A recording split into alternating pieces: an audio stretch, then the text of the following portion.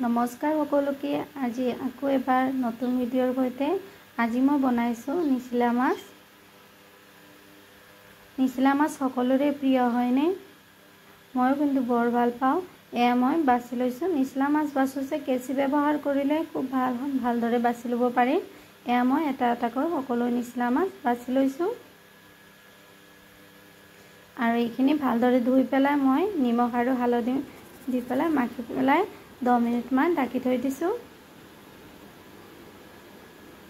চাব মই মাছখিনি বনাওতে যিবোৰ সামগ্ৰী ব্যৱহাৰ কৰিছো সেইবোৰ সব ওপৰত মেনশন কৰি দিছো। এয়া মই কেৰাহীত দিলো মিঠাতেল। তেলখিনি গৰম হৈ গৈছে। এতিয়া মই দিলো ইয়াত মাছ। চাব মাছখিনি ফ্ৰাই কৰোঁতে গেছৰ ফ্লেমটো মিডিয়াম কৰি ৰাখিব আৰু মাছখিনি লাহে লাহেকৈ লৰাই ভাজি থাকিব। মাছখিনি ভাঙি গ'লে ইয়াত বনাব ভাল নালাগিব আৰু সোৱাদো ইমান নালাগিব। এয়া মই মাছখিনি গোটেই ভাজি লৈছোঁ আৰু এইফালে মাছ ভজা তেলতে মই দিছোঁ তেজপাত, গোটা গৰম মছলা আৰু পিঁয়াজ দি পেলাই অলপ সময় ভাজি লৈছোঁ। কোনে কোনে এই মাছ খাই ভাল পায় মোক কমেণ্টত জনাবচোন।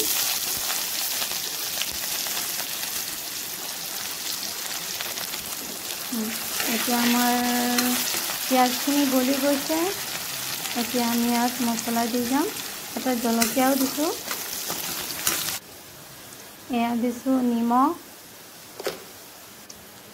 হালধি, জিৰা গুড়ি আৰু এয়া আদা নহৰু পেষ্ট দিছোঁ। মছলাখিনি আমি 5 মিনিটমান ভালদৰে ভাজি ল'ম যাতে মছলাখিনিয়ে তেল এৰি দিয়ে। হ'ব গেছৰ ফ্লেমটো লৈ কৰি ৰাখিব, নহ'লে মছলাখিনি তলিত লাগি যায়। মই ভাজি লৈছোঁ। এয়া দেখিছেনে মছলাখিনিয়ে তেল এৰি দিছে।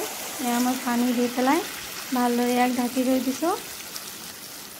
10 মিনিটমান সময় ইয়াক মই মছলাখিনি সিজিবলৈ ঢাকি থৈ দিছোঁ। এয়া আমাৰ মছলা সিজি গৈছে। এতিয়া ফ্ৰাই কৰি থোৱা নিচিলা মাছখিনি দি দিছোঁ আৰু ওপৰৰ পৰা অকণমান গৰম মছলা দি দিছোঁ। আমাৰ নিচিলা মাছৰ গ্ৰেভি ৰেচিপিও ৰেডি হৈ গৈছে। যদি ভিডিঅ'টি চাই ভাল পাইছে তেনেহ'লে প্লিজ লাইক আৰু কমেণ্ট কৰিব আৰু কোনে কোনে খাই ভাল পায় জনাব। বাই।